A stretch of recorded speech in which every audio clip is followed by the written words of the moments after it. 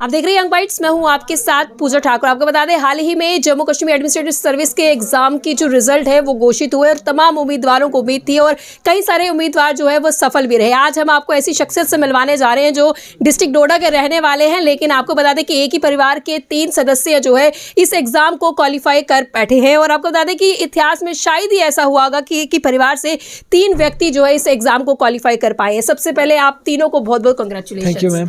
क्या कहना चाहेंगे, जिस तरह से क्या एक स्ट्रेटजी थी? सबसे पहले यही जानना चाहेंगे क्योंकि इस एग्जाम को क्वालिफाई करने के लिए काफ़ी मेहनत लगती, काफ़ी सालों बीत जाते, कई अटेम्प्ट के बाद जो है इसको हम क्वालिफाई कर पाते हैं, लेकिन तीनों की किस तरह की स्ट्रेटजी थी ये जानना चाहेंगे। मैम कुछ ऐसी खास स्ट्रेटजी तो नहीं थी क्योंकि स्ट्रेटजी सबकी सेम होती है। बस ये है कि किसी का लक कभी ज़्यादा चल जाता है जी। तो सबसे पहले तो हम अल्लाह ताला का शुक्रिया अदा करना चाहते हैं कि उन्होंने हमें इस प्लेटफॉर्म के लिए चुना। उसके बाद जो हमारे पीर बुज़ुर्ग, अपने नाना नानी, रिश्तेदार, उनकी दुआ और उनकी सपोर्ट से हम यहाँ पे पहुँचे हैं। तो हमने तो जैसे एफर्ट किया है, ये सपना एक्चुअली हमारे पेरेंट्स का था जो आज पूरा हुआ है। जी, क्या कहना चाहोगे, तीनों की इकट्ठे स्टडीज़ रहती थी? जी, स्टडीज़ तो साथ में ही होती थी और साथ में ही मिलकर हमने सोचा कि हम प्रिपेयर करेंगे।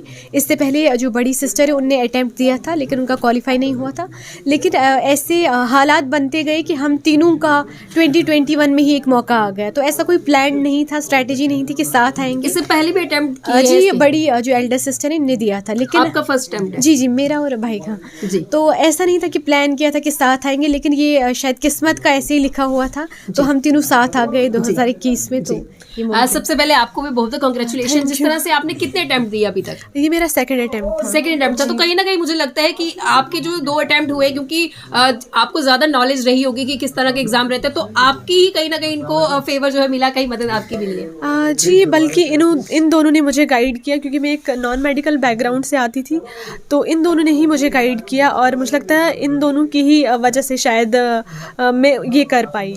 एक सिचुएशन रहती है कि आप स्टडी किस तरह से कर पाएंगे, क्योंकि एक बैकग्राउंड या जो एक जगह भी मैटर करती है स्टडी करने के लिए। तो तीनों भाई बहन एक ही जगह पर स्टडी करते थे और लाइब्रेरी में जाते हैं, क्योंकि अक्सर देखा जाता है कि स्टडीज़ करने के लिए लाइब्रेरी जाना पड़ता है क्योंकि कहीं ना कहीं डिस्टर्बेंस भी होती है। जी, हमारे पास इतने ज़्यादा एवेन्यूज़ नहीं थे कि हम लाइब्रेरी अफोर्ड कर सके, ऊपर से 3। तो हमारे घर में जो कोना हमें मिल जाता था और जिस वक़्त में, तो हम वहाँ पर अपना जो है स्टडी कर लेते थे। ऐसा कोई फिक्स टाइम नहीं था या कोई लाइब्रेरी वगैरह कुछ नहीं थी हमारी। तो मतलब घर का ही ऐसा सिचुएशन था कि हमें कुछ वक्त दिन का मिल जाता था पढ़ने के लिए। वैसे ये सब हमारे पेरेंट्स की ही दुआओं की वजह से, हमारे रिश्तेदार, नाना नानी, पीर बुजुर्ग, उन्हीं की वजह से सब कुछ है। हम इतना कुछ खुद नहीं कर पाए। कहीं ना कहीं फैमिली की सपोर्ट जो है वो काफ़ी ज़्यादा ज़रूरी रहती है। खुद की मेहनत से बढ़कर फैमिली किस तरह से आपके साथ कोऑर्डिनेट कर पा रही है, किस तरह से कोऑपरेट कर पा रही है, इस चीज़ पर काफ़ी ज़्यादा जो है नज़र रहने की ज़रूरत रहती है। तो जो भी आज की युवा पीढ़ी है जो कई सारे अटेम्प्ट देते हैं, कहीं ना कहीं निराश हो जाते हैं, उनके लिए क्या कहेंगे? जी, कोई भी आप एग्ज़ाम ले लें, चाहे वो किसी भी शोबे के लिए हो, आपको सक्सेस और फेलियर्स तो ये दोनों ही हिस्सा रहते हैं उस एग्ज़ाम के लिए। तो फेलियर को देखकर डरे नहीं, फेलियर आप उससे एज अ स्टेपिंग स्टोन माने और बार बार कोशिश करें और एक दिन आप सफलता पाएंगे। जी, हर एक की अपनी अपनी स्ट्रेटजी रहती है। क्या एक टिप्स आप उनके लिए देना चाहोगे जो भी नेक्स्ट प्रिपरेशन इसके लिए कर रहे हैं? जो पहला मेन टिप है वो है कि इमेंस प्रैक्टिस आप करें, चाहे आंसर राइटिंग हो या प्रीलिम्स के क्वेश्चन सॉल्व करने हो। आंसर राइटिंग आप अपनी स्ट्रॉन्ग रखें। उसके बाद अपने आप पे भरोसा और अपने अल्लाह पर भरोसा। 5 वक्त की नमाज कायम करें और सबसे बड़ी बात जो है कि नशे से दूर रहें और सोशल नेटवर्किंग साइट से दूर रहें, क्योंकि इस टाइम पे यूथ जो है 90% यूथ जो है 7-8 ऐप्स जो है मतलब चलाता है, बिना पूरे दिन अपना टाइम वेस्ट करता है। तो कितने घंटे जो आपकी स्टडी रहती थी पूरे दिन में? कोई मतलब खास टाइम तो नहीं था, जब भी टाइम मिलता था, कभी 2 घंटे, कभी 6, कभी 8। जी, फोकस किस पे रहता है सबसे ज़्यादा? सब्जेक्ट्स का क्या कहना चाहोगे कि किस पे ज़्यादा फोकस करने की ज़रूरत रहती है? मैम, ऐसा तो नहीं है, मुझे लगता है कि इस एग्ज़ाम के लिए आपको इक्वल फोकस सब सब्जेक्ट्स पे देना होता है। तो ये है कि आप समझदारी से पढ़ें, जो भी आप पढ़ रहे हैं समझदारी से पढ़ें। ऐसा नहीं है कि एक को ज़्यादा दे दिया, क्योंकि लेवरेज इस पे कुछ ही मार्क्स की होती है। तो आप समझदारी से पढ़ें। क्या एक मैसेज सभी के लिए रहेगा? सभी से मेरा ये मैसेज रहेगा कि आप बिल्कुल डिमोटिवेट डिमोटिवेट मत हो जाइए इस एग्जामिनेशन के दौरान, क्योंकि एक ऐसा एग्ज़ाम होता है जहाँ पर आप हर दिन डिमोटिवेट होते हो।